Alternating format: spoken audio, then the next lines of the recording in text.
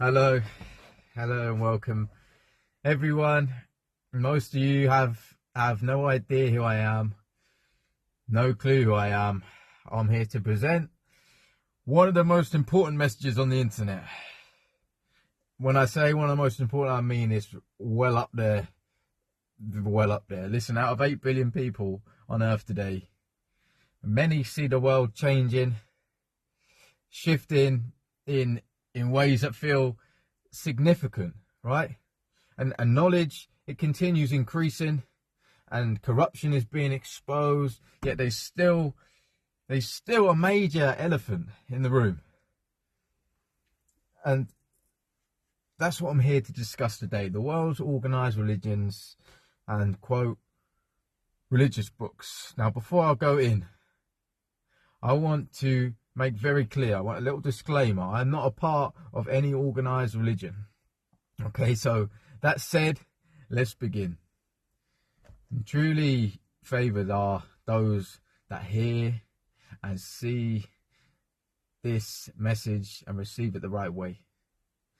Now, billions and billions of people are full of skepticism, questioning authenticity, value, and truth regarding the meaning and origin of life and spiritual matters. Now, what is the most common and frequent objections against the history left by our ancestors, left by the forefathers?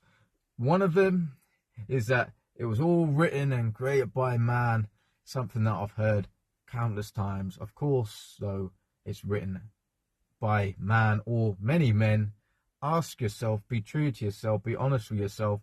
What information was not originally written and created by man? See, is it smart or is it foolish to stand on our feelings, on our emotions, on our opinions, on man-made traditions with little to no evidence? Is it smart or foolish? Without any solid evidence. Does anyone have a real reason to believe or to dismiss anything without any solid evidence?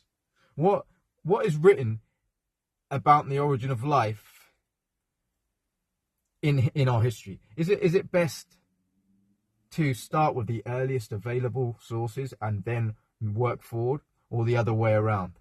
Our translations of these modern day books that people are reading, such as the, quote, Bible, based off the original manuscripts.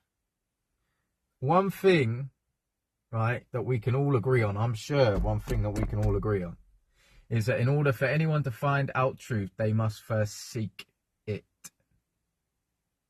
Now, these original writings were actually extremely congruent, consistent, and they contain a unified message setting them apart. It sets them apart. And the originals are not just one person's account, but a collection of perspectives deeply intertwined. A common criticism, another one, is that the world's organized religions and these, quote, Bibles are full of errors and contradictions. And this is true. This is so true. Yet most who claim so have no real evidence. And when challenged to point out specific contradictions, they struggle. They struggle. So, do you believe that organized religion is a tool of control? You see, it's a fact, but hardly anyone can back up with solid evidence.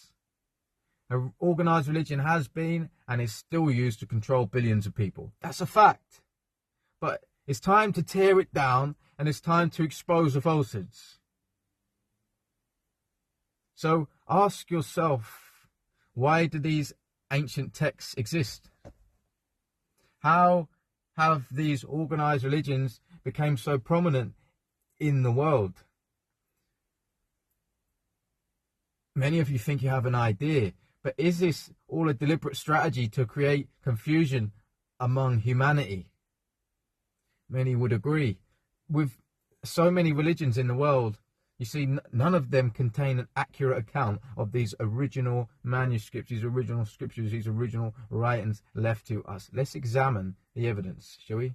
To prove that this mess is all actually a testament to the power and to the influence of the original words, the original scriptures, the original documents. You see, why would anyone attempt to obscure the contents from the original scriptures by changing and omitting thousands of words? Why were they targeted?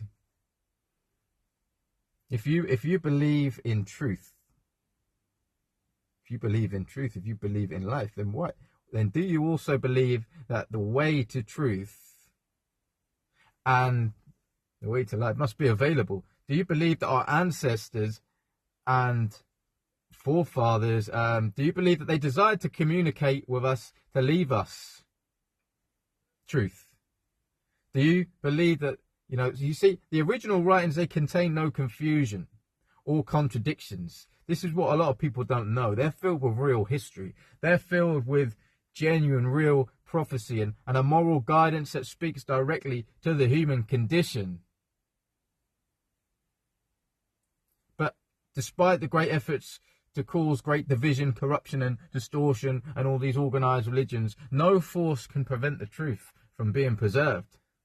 No wicked force can prevent the truth from being preserved. So how many people genuinely want to continually seek the truth in this life? How many people? If you're still listening right now, then there is a good chance.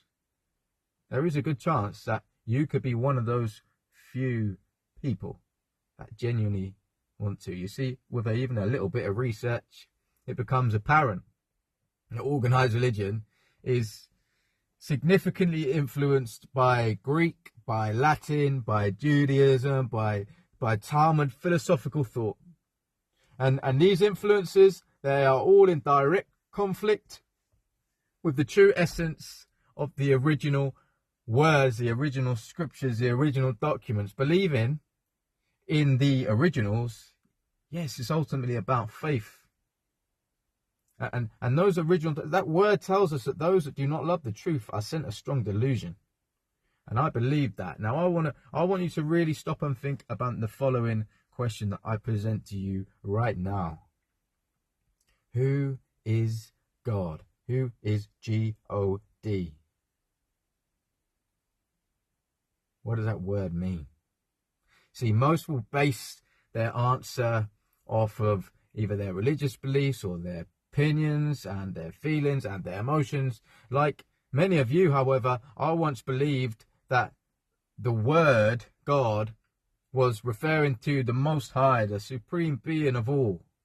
And maybe, most likely, many of you, up until now, you're thinking that's who it is. But I'm here to present you with the evidence. Out of love, humbly, I'm here to present you with the evidence. The word God is absolutely not the supreme being, the creator of everything. So if this is the case, what in the world is going on? How am I going to prove this? What is this man talking about? Many of you may be thinking, how many people will be shocked to find out that when they say God, that it's not the creator of all? See, I'm going to prove right now that the word God is a man-made title, pagan title. And I'm going to read to you something out of the Encyclopedia Britannica, a very prestigious Encyclopedia Britannica, the 11th edition Encyclopedia Britannica. And it says this about the word and the origin of the word God. In order to find the truth, we've got to go back and we've got to look at the origins of everything we say, everything we're taught. That's just how it is. You see, you have to be humble. You have to have a continual desire to the truth. It says the word God is a common Teutonic, that's German word, for a personal object of religious worship. And quote, the common Teutonic, that's German, Teutonic word for a personal object of religious worship applied to all superhuman beings of heathen mythologies. It says the word God on the conversion of the Teutonic races to Christianity and was adopted as the name of the one supreme being.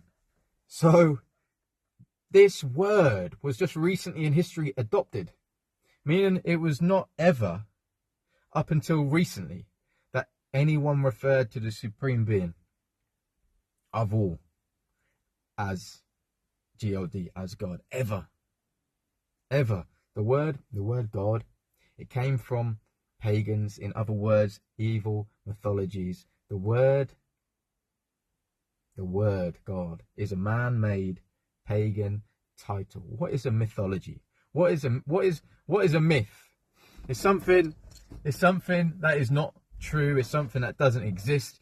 And simply put, it's a story that's made up. People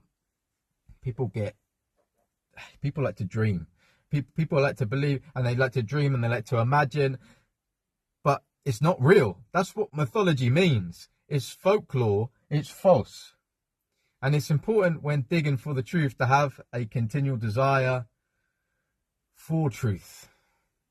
It's so important to have a continual desire for truth and not to move to the left, not to move to the right, just to have a continual desire, genuine, sincere desire for the truth. And this approach for digging for the truth in that way is one that most organized religions and churches and scholars and pastors and the likes and the world do not like. Because, you see, the world just wants us to accept what they say as complete truth, which gives who control? You see, the challenge that many face is that they believe what they have represents the truth or the true words. However, any versions of these scriptures altering and omitting thousands of words from the original writings, from the original word, are false. Do you really want to deepen your understanding of the scriptures, of these original scriptures in their truest form? If so, then I encourage you to do research. I encourage you to be curious, and I encourage you must approach this journey with an open mind. This message is about promoting the truth. So keep seeking, keep questioning, question everything, and keep growing. Grow. I want to end by encouraging you to head over to promothetruth.com. www.promothetruth.com. 3 words, promote the truth. Really study the contents of this phenomenal resource of information. Okay? I promise you, every word was written by a very special man that is very close to me. He is my brother. I love him with all I've got.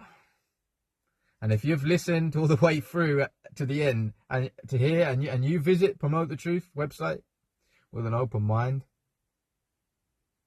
I assure you it will 100% favor your life, and you will never be the same thereafter. So share this with others. Remember, the truth is our most precious possession. So subscribe to Promote the Truth YouTube channel for an abundance of historical facts and truth. See, I'm going to be posting on Facebook, on YouTube, on TikTok, on Instagram. I'm going to be turning it up to promote the truth and to share the Bashura. Take heed to this message. You see, remember to study, promote the truth. I'm called to spread the Bashura, the great news, the truth of Yahuwah Mashiach to the 4 corners of the world. And if you choose not to love the truth, the consequences are eternal. That is a warning to you today. Everyone on earth has been deceived. I've been deceived. You've been deceived. Everyone has been deceived. No one is excluded. Everyone needs forgiveness. I need a forgiveness. If you haven't been forgiven, ask for forgiveness. You need forgiveness. Everyone has sinned. Be humble or be humbled. Repent for your sins and seek truth. Don't miss the truth by letting your pride stop you seeking truth, or admitting we have all been deceived, or admitting that we have all sinned. You see, search for the truth. Search for Yahuwah like your life depends on it, because truly it does. Seek the Creator. Seek the Creator, Yahuwah, with all you got, because I promise He will draw near to you. Okay? Don't get complacent with what you think you know. Until next time, Alleluia, Alleluia, Yahuwah. Thank you for listening. Listen, if you desire